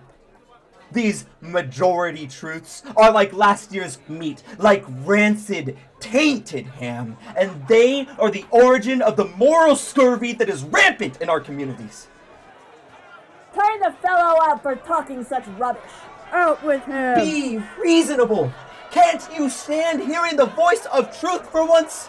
I don't in the least expect you to agree with me all at once, but I must say I did expect Mr. Hofstad to admit I was right when he had recovered his composure a little. He claims to be a free thinker. Did he say Hofstad is a free thinker? Prove it, Dr. Stockman. When have I said so in print? No. Confound it, you are right. You have never had the courage to. The people's messenger leads you by the nose in a shameful manner when it tells you, that the common people, the crowd, the masses are the real essence of the people. That is only a newspaper lie, I tell you. The common people are nothing more than the raw material of which a people is made. We are not animals, Doctor. Yes, but bless my soul, we are, my friend. It is true we are the finest animals anyone could wish for, but even among us, exceptionally fine animals are rare. I lay no claim to any sort of distinction. I am the son of humble country folk, and I am proud that the stock I come from is rooted deep among the common people he insults. The kind of common people I mean are not only to be found low down in the social scale, they crawl and swarm all around us, even in the highest social positions. You have only to look at your own fine, distinguished mayor. My brother Peter is every bit as common as anyone that walks in two shoes. I protest against any personal allusions of this kind. We cannot allow such a grave accusation to be flung at a citizen community. I move that the chairman direct the speaker to sit down. Hear, hear. I agree. Make him sit down. Then I will go and shout the truth at every street corner. I will write in other towns' newspapers. The whole country shall know what is going on here. It almost seems as if Dr. Stockman's intentions were to ruin the town. Yes, my native town is so dear to me that I would rather ruin it than see it flourishing upon a lie. This is very serious. A man must be a public enemy to wish to ruin a whole community. What does the destruction of a community matter if it lives on lies? Voices from the crowd that is talking like an out-and-out enemy of the people. There sounded the voice of the people, and by all that's holy. Yes, yes! I am profoundly disturbed by what we have had to listen to. Dr. Stockman has shown himself in a light I should never have dreamed of. I propose a resolution as follows. This meeting declares that it considers Dr. Thomas Stockman, medical officer of the Baths, to be an enemy of the people. Oh, you fools! I tell you that! I cannot hear you now, Doctor. A formal vote is about to be taken, but out of regard for personal feelings, it shall be by ballot and not verbal. Have you any clean paper, Mr. Dillon? I have both blue and white here. That will do nicely. We shall get on more quickly that way. Cut it up into small strips. Yes, that's it. Blue means no, white means yes. I will come round myself and collect votes. I say, what has come to the doctor? What are we to think of it? Belling, you go to their house. Have you ever noticed if the fellow drinks? Well, I'm hanged if I know what to say. There are always spirits on the table when I go. I rather think he goes quite off his head sometimes. I wonder if there's any madness in his family. I shouldn't wonder if there were. It's nothing more than sheer malice. He wants to get even with somebody for some reason or other. Well, certainly he suggested a rise in his salary on one occasion lately and did not get it.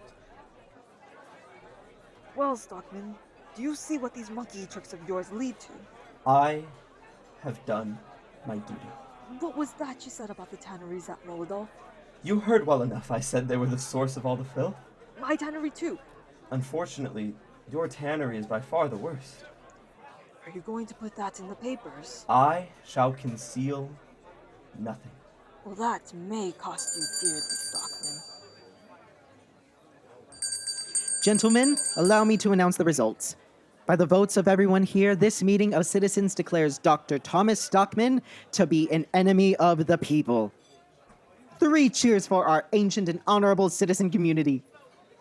3 cheers for our able and energetic mayor who has so loyally suppressed the promptings of family feeling. The meeting is dissolved. 3 cheers for the chairman. 3 cheers for Aslaskin! Hip hip hurrah! My hat Hip hip and hurrah! coat, Hip hip Captain, hurrah! have you room on your ship for passengers to the new world? For you and yours, we'll make room, Doctor. Good. Come, Catherine. Thomas, dear, let us go out the back way. No back ways for me, Catherine. You will hear more of this enemy of the people before he shakes the dust off his shoes upon you. I am not so forgiving as a certain person. I do not say, I forgive you, for ye know not what ye do. That is a blasphemous comparison, Dr. Stockman. It is. By God, it's dreadful for an earnest man to listen to. Threatens us now, does he? Let's break his windows! Let's sunk him in the Well, fjord! I'm damned if I go and drink toddy with the Stockmans tonight.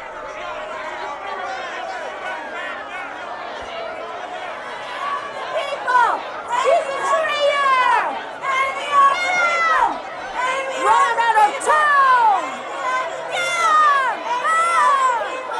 Enemy of the people! Enemy of the people! Enemy of the people! Enemy of the people! Enemy of the people! Enemy of the people! Enemy of the people!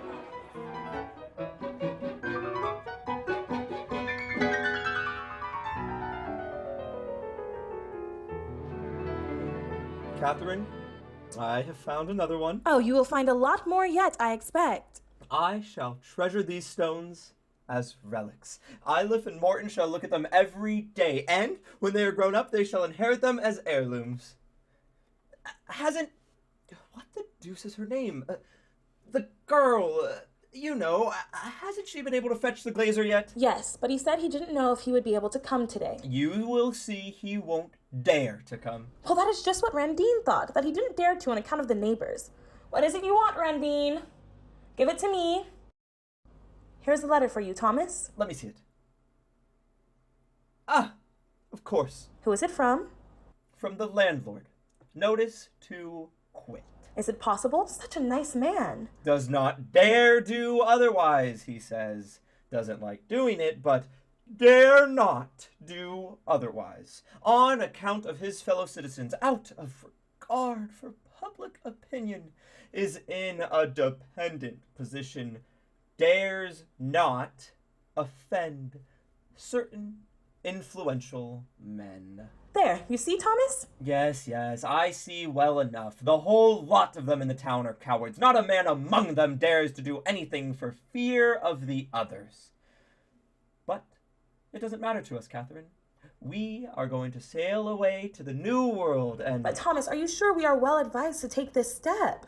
Are you suggesting that I should stay here where they have pilloried me as an enemy of the people, branded me, broken my windows? And just look here, Catherine. They have torn a great rent in my black trousers, too. Oh dear, and they are the best pair you have got. It is not I care so much about the trousers, you know. You can always sew them up again for me, but that the common herd should dare to make this attack on me, as if they were my equals, that is what I cannot, for the life of me, swallow. There's no doubt they have behaved very ill towards you, Thomas, but is that sufficient reason for our leaving our native country for good and all? If we went to another town, do you suppose we should find the common people just as insolent as they are here? Depend upon it, there is not much to choose between them. Oh well, let the curs snap. That is not the worst part of it. The worst is that from one end of this country to the other, every man is the slave of his party. Although, as far as that goes, I dare say it is not much better in the free West, either. The compact majority and liberal public opinion and all that infernal old bag of tricks are probably rampant there too. But there, things are done on a larger scale, you see. They may kill you, but they won't put you to death by slow torture. They don't squeeze a free man's soul in a vice as they do here, and, if need be, one can live in solitude. If only I knew where there was a virgin forest or a small South Sea island for sale. Cheap, But think of the boys, Thomas. What a strange woman you are, Catherine. Would you prefer to have the boys grow up in a society like this? You saw for yourself last night that half the population are out of their minds, and if the other half have not lost their senses, it's because they are mere brutes with no senses to lose. But Thomas, dear, the imprudent things you said had something to do with it, you know. Well, isn't what I said perfectly true? Don't they turn every idea topsy-turvy? Don't they make a regular hodgepodge of right and wrong? Don't they say that the things I know are true are lies? The craziest part of it all is the fact of these liberals, men of full age, going about in crowds, imagining that they are the broad-minded party. Did you ever hear anything like it, Catherine? Yes, it's mad enough of them, certainly, but... Back from school already? Yes, I have been given notice of dismissal. Dismissal? You too? Mrs. Busk gave me my notice, so I thought it was best to go at once. You were perfectly right to. Who would have thought Mrs. Busk was a woman like that? Mrs. Busk isn't a bit like that, Mother. I saw quite plainly how it hurt her to do it, but she didn't dare do otherwise, she said, and so I got my notice. She didn't dare do otherwise, either. It's delicious. Well, after the dreadful scenes last night... It was not only that. Just listen to this, Father. Well? Mrs. Busk showed me no less than 3 letters she received this morning. Anonymous, I suppose. Yes. Yes, because they didn't risk signing their names, Catherine. And 2 of them were to the effect that a man, who has been our guest here, was declaring last night at the club that my views on various subjects are extremely emancipated. You did not deny that, I hope. No, you know I wouldn't. Mrs. Busk's own views are tolerably emancipated when we are alone together. But now that this report about me is being spread, she dare not keep me on any longer. And someone who had been a guest of ours.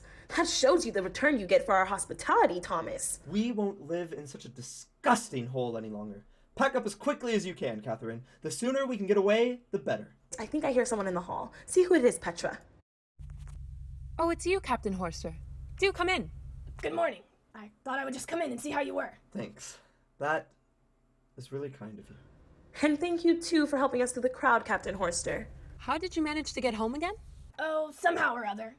I am fairly strong, and there's more sound than fury about these folk.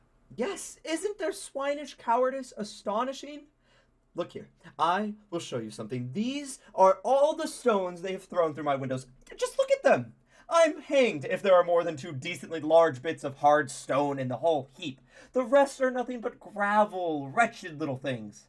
And yet they stood out there bawling and swearing that they would do me some violence. But as for doing anything, you don't see much of that in this town. Just as well for you this time, Doctor. True enough. But it makes one angry all the same, because if someday it should be a question of a national fight in real earnest, you will see that the public opinion will be in favor of taking to one's heel, and the compact majority will turn tail like a flock of sheep, Captain Horster. That is what is so mournful to think of. It gives me so much concern that... No, devil take it, it is ridiculous to care about it. They have called me an enemy of the people, so an enemy of the people let me be. You'll never be that, Thomas. Don't swear to that, Catherine. To be called an ugly name may have the same effect as a pin scratch in the lung. And that hateful name, I can't get quit of it. It is sticking here in the pit of my stomach, eating into me like a corrosive acid, and no magnesia will remove it. Bah, you should only laugh at them, Father. They will change their minds someday, Doctor. Yes, Thomas, as sure as you are standing here. Perhaps, when it is too late, much good may it do them. They may wallow in their filth then, and rue the day when they drove a patriot into exile. When do you sail, Captain Horster? That was just what I had come to speak about. Why? Has anything gone wrong with the ship? No. But what has happened is that I'm not to sail in it. Do you mean you have been dismissed from your command? Yes, that's just it. You too. There, you see, Thomas? And that, for the truth's sake, if I had thought such a thing possible. You mustn't take it to heart. I shall be sure to find a job with some ship owner or other elsewhere. And that is this man. A wealthy man, independent of everyone and everything. Shame on him! He is quite an excellent fellow otherwise. He told me himself he would willingly have kept me on if only he had dared. But he didn't dare. Oh, no, of course not. It is not such an easy matter, he said, for a party man. The worthy man spoke the truth. A party is like a sausage machine. It mashes up all sorts of heads together into the same mincemeat. Fat heads and blockheads all in one mash. Come, Thomas, dear. If only you had not come home with us, things might not have come to this pass. I do not regret it. Thank you for that. And so what I came to say was that, if you're determined to go away, I have thought of another plan. That's splendid! If only we can get away at once. Hush! Wasn't that someone knocking? That is Uncle, surely. Ha! Come in. Dear Thomas, promise me definitely. Oh, you are engaged. In that case, I will. No. Come in. But I wanted to speak with you alone. We will go into the sitting room in the meanwhile. And I will look in again later. No, go in there with them, Captain Horster. I want to hear more about... Very well. I will wait then. I dare say you find it rather draughty here today. Leave your hat on. Thank you, if I may. I think I caught a cold last night. I stood and shivered. Really? I found it warm enough. I regret it was not in my power to prevent those excesses last night. Have you anything in particular to say to me besides that? I have this document for you, from the Bass Committee. My dismissal. Yes. Dating from today, it gives us pain to do it. I must beg you to understand your position clearly. For the future, you must not count on any practice whatever in the town. Devil take the practice, but why are you so sure of that? The Householders Association is circulating from house to house. All right-minded citizens are being called upon to give up employing you. I can assure you not a single head of a family will risk refusing his signature. They simply dare not. No, I don't doubt it. But what then? If I might advise you, it would be best to leave this place for a little while. Yes, the propriety of leaving the place has occurred to me. Good. And then, when you have had 6 months to think things over, if, after mature consideration, you could persuade yourself to write a few words of regret acknowledging your error. I might have my appointment restored to me, do you mean? Perhaps. It is not all impossible. But what about public opinion, then? Surely you would not dare to do it on account of public feeling. Public opinion is an extremely mutable thing. And to be candid with you, it is a matter of great importance to us to have some admission of that sort in writing. Oh, that's what you are after, is it? I will just trouble you to remember what I said to you lately about foxy tricks of that sort. Your position was quite different then. At the time, you had reason to suppose that you had the whole town at your back. Yes, and now I feel I have the whole town on my back. I would not do it if I had the devil and his dam on my back. Never, never, I tell you. A man with a family has no right to behave as you do. You have no right to do it, Thomas. I have no right. There is only one single thing in the world a free man has no right to do. Do you know what that is? No. Of course you don't. But I will tell you. A free man has no right to soil himself with filth. He has no right to behave in a way that would justify his spitting in his own face. This sort of thing sounds extremely plausible, of course. And if there were no other explanation for your stubbornness. But as it happens, there is. What do you mean? You understand very well what I mean. But as your brother and a man of discretion, I advise you to not build too much upon expectations and prospects that so may very easily fail you. What in the world is all this about? Do you really ask me to believe that you are ignorant of the terms of Mr. Kill's will? I know that the small amount he possesses is to go to an institution for indigent old work people. How does that concern me? In the first place, it is by no means a small amount that is in question.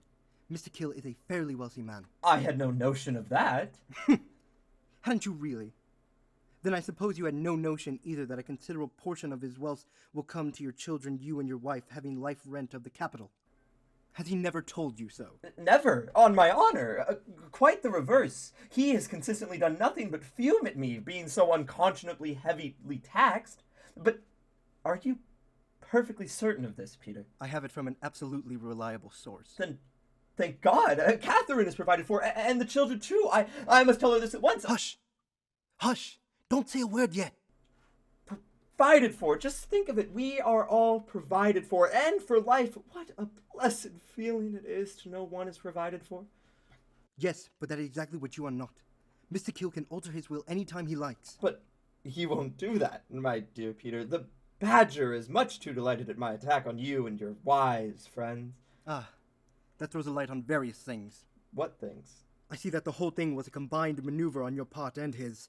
These violent, reckless acts that you have made against the leading men of the town, under the pretense that it was in the name of truth. What about them?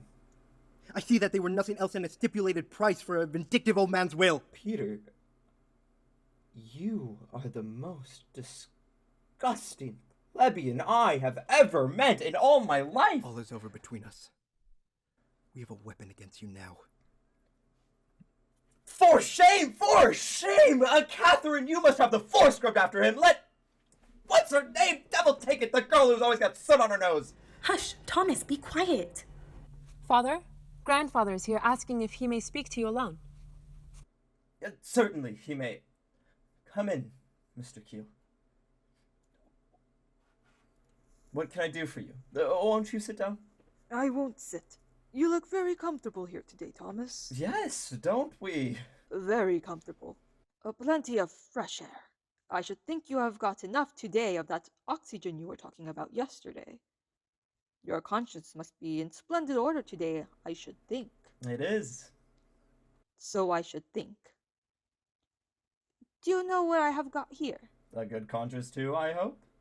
Bah. No. It is something better than that. Shares in the bats. They were not difficult to get today. And you've been buying? As many as I could pay for. But, my dear Mr. Keel, consider the state of the bat's affairs. If you behave like a reasonable man, you can soon set the bats on their feet again. Well, you can see for yourself that I have done all I can, but they are all mad in You this said town. yesterday that the worst of this pollution came from my tannery. If that is true, then my grandfather, and my father before me, and I myself, for many years past, have been poisoning the town like 3 destroying angels. Do you think I'm going to sit quiet under that reproach? Unfortunately, I'm afraid you'll have to. No, thank you. I am jealous of my name and reputation. They call me the Badger, I am told. A badger is a kind of pig, I believe, but I am not going to give them the right to call me that. I mean to live and die a clean man. And how are you going to set about it? You shall cleanse me, Thomas. You know what money I have bought these shares with? No, of course you can't know. But I will tell you. It is the money that Catherine and Petra and the boys will have when I am gone. Because I have been able to save a little bit after all, you know. And you have gone and take Catherine's money for this? Yes, the whole of the money is invested in the bats now. And now, I just want to see whether you are quite stark, staring mad, Thomas. If you still make out that these animals and other nasty things of that sort come from my tannery, it will be exactly as if you were to flay broad strips of skin from Catherine's body, and Petra's, and the boys. And no decent man would do that, unless he were mad. Yes, but I am mad! I am mad! You cannot be so absurdly mad as all that, when it is a question of your wife and children. Oh, why couldn't you consult me about it but before you went and bought all that trash? What is done cannot be undone. If only I were not so certain about it, but I am absolutely convinced that I am right. If you stick to your mad idea, this won't be worth much, you know. Hang it all! It might be possible for science to discover some antidote of some kind. To kill these animals, do you mean? Yes, or to make them innocuous. Can't you try some rat's bane? Don't talk nonsense. They say it is only imagination, you know. Well, let it go at that. Let them have their own way about it. Haven't the ignorant, narrow-minded curs reviled me as an enemy of the people, and haven't they been ready to tear the clothes off my back, too? And broken all your windows to pieces. And then there is my duty to my family. I must talk it over with Catherine. She is great on those things. That is right. Be guided by a reasonable woman's advice. To think you could do such a preposterous thing, risking Catherine's money in this way, and putting me in such a horribly painful dilemma. When I look at you, I think I see the devil himself. Then I had better go. But I must have an answer from you before 2 o'clock. Yes or no? If it is no, the shares go to a charity. And that this very day. And what does Catherine get? Not a half penny. Look at those two. What the devil? Have you actually the face to come into my house? Certainly. We have something to say to you, you see. Yes or no? Before 2 o'clock. Aha! Well, what do you want with me? Be brief. I can quite understand that you were annoyed with us for our attitude at the meeting yesterday. Attitude, do you call it? Yes, it was a charming attitude. I call it weak, womanish, damnably shameful. Call it what you like. We could not do otherwise. You dared not do otherwise. Isn't that it? Well, if you like to put it that way. But why did you not let us have word of it beforehand? Just a hint to Mr. Hofstad or to me. A hint? Of what? Of what was behind it all. I don't understand you in the least. Oh, yes, you do, Dr. Stockman. It is no good making a mystery of it any longer. What the devil do you both mean? May I ask if your father-in-law is not going round the town buying up all the shares in the baths? Yes, he has been buying bath shares today, but... It would have been more prudent to get someone else to do it, someone less nearly related to you. And you should not have let your name appear in the affair. There was no need for anyone to know that the attack on the baths came from you. You ought to have consulted me, Dr. Stockman. Are such things conceivable? Are such things possible? Evidently they are. But it is better to use a little finesse, you know. And it is much better to have several persons in a thing of that sort, because the responsibility of each individual is lessened when there are others with him. Come to the point, gentlemen. What do you want? Perhaps Mr. Hofstad had better... No. You tell him. You tell him, Osloxton. Well, the fact is that now we know the bearings of the whole affair. We think we might venture to put the People's Messenger at your disposal. Do you dare do that now? What about public opinion? Are you not afraid of a storm breaking upon our heads? We will try to weather it. You must be ready to go off quickly on a new tack, Doctor, as soon as your invective has done its work. Do you mean as soon as my father-in-law and I have gotten hold of the shares at a low figure? Your reasons for wishing to get control of the baths are mainly scientific, I take it. Of course. It was for scientific reasons that I persuaded the old badger to stand in with me in the matter. So we will tinker at the conduit pipes a little and dig a little bit off the shore, and it shan't cost the town a sixpence. That'll be all right, right? I think so. If you have the People's Messenger behind you. The press is a power in a free community, Doctor. Quite so. And so is public opinion. And you, Mr. Osloxton, I suppose you will be answerable for the Householders Association? Yes, and for the Temperance Society. You may rely on that. But, gentlemen, I really am ashamed to ask the question, but what return do you... We should prefer to help you without any return whatever, believe me. But the People's Messenger is in rather a shaky condition. It doesn't go really well, and I should be very unwilling to suspend the paper now, when there is so much work to do here in the political way. Quite so. That would be great trial to such a friend of the people as you are. But I am an enemy of the people, remember? Where I put my stick, where the devil is my stick? What's that? Surely you never mean... And suppose I don't give you a single penny of all I get out of it. Money is not very easy to get out of us rich folk. Please to remember. And you please to remember that this affair of the shares can be represented in two ways. Yes, and you are just the man to do it. If I don't come to the rescue of the people's messenger, you will certainly take an evil view of the affair. You will hunt me down. I can well imagine pursue me, try to throttle me as a dog does a hare. It is a natural law. Every animal must fight for its own livelihood. And get its food where it can, Then you go and look for yours in the gutter, because I am going to show you which is the strongest animal of us three. Now!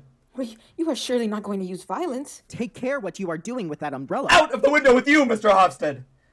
Are you quite mad? Out of the window, Mr. Oxon! Jump, I tell you! You will have to do it sooner or later! Moderation, Doctor! I am a delicate man. I can stand so little. Help! Help! Good gracious, Thomas, what is happening? Jump out, I tell you! Out into the gutter! An assault on an undefending man. I call you to witness, Captain Horster. Only I knew the way about here. Control yourself, Thomas. Upon my soul, they have escaped after all. What did they want you to do? I will tell you later on. I have something else to think about now. Look there, Catherine. What is written there? 3 big no's. What does that mean? I will tell you that, too, later on. There, Petra. Tell Sooty Face to run over to the Badgers with that, as quick as she can. Hurry up. Well, I think I have had a visit from every one of the devil's messengers today, but now I am going to sharpen my pen till they can feel its point. I shall dip it in venom and gall. I shall hurl my ink pot at their heads. Yes, but we are going away, you know, Thomas. Well? She has gone with it. Good. Going away, did you say? No, I'll be hanged if we are going away. We are going to stay where we are, Catherine. Stay here? Here, in the town. Yes, here. This is the field of battle. This is where the fight will be. This is where I shall triumph. And as soon as I have had my trousers sewn up, I shall go out and look for another house. We must have a roof over our heads for the winter. That you shall have in my house. Can I? How good of you, Captain Horster. Thank you. Thank you. Thank you. That is one trouble over. Now I can set to work in earnest at once. There's an endless amount of things to look through here, Catherine. Luckily, I shall have all my time at my disposal, because I have been dismissed from the baths, you know. Oh yes, I expected that. And they want to take my practice away from me, too. Let them! I have got the poor people to fall back upon anyway. Those that don't pay anything. And, after all, they need me most, too. But by Jove, they will have to listen to me. I shall preach them in season and out of season, as it says somewhere. But dear Thomas, I should have thought events had showed you what use it is to preach. You are really ridiculous, Catherine. Do you want me to let myself be beaten off the field by public opinion and the compact majority and all that devilry? No, thank you. And what I want to do is so simple and clear and straightforward. Don't you think, Captain Horster, that I ought to be able to make my people understand that? Very likely. I don't know much about such things myself. Well, look here. I will explain. It is the party leaders that must be exterminated. A party leader is like a wolf, you see, like a ferocious wolf. He requires a certain number of smaller victims to prey upon every year, if he is to live. Just look at Hofstede and Oslaksen. How many smaller victims have they not put an end to, or at any rate maimed and mangled until they are fit for nothing except to be householders or subscribers to the People's Messenger? Catherine, look how beautifully the sun shines today, and this lovely spring air I am drinking in. Yes, if only we could live on sunshine and spring air, Thomas. Oh, you will have to pinch and save a bit. Then we shall get along. That gives me very little concern.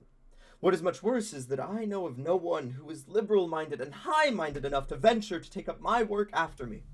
Don't think about that, Father. You have plenty of time before you. I will educate Morton and Iliff myself. I will make liberal-minded and high-minded men of them. You must help me with that, Petra. Yes, Father, you may be sure I will. And my school shall be in the room where they insulted me and called me an enemy of the people. But we are too few as we are. I must have at least 12 boys to begin with. You will certainly never get them in this town. Shall. Don't you know any street urchins or the regular ragamuffins? I'm going to experiment with curs, just for once. There may be some exceptional heads among them. Then my boys shall drive all the wolves out of the country. My boys! Let us hope it won't be the wolves that will drive you out of the country, Thomas. Are you out of your mind, Catherine? Drive me out now, when I am the strongest man in the town. The strongest now? Yes, and I will go so far as to say that now I am the strongest man in the whole world! Hush, you mustn't say anything about it yet. But I have made a great discovery. Another one? Yes. It is this. Let me tell you. That the strongest man in the world is he who stands most alone. Oh, Thomas. Father,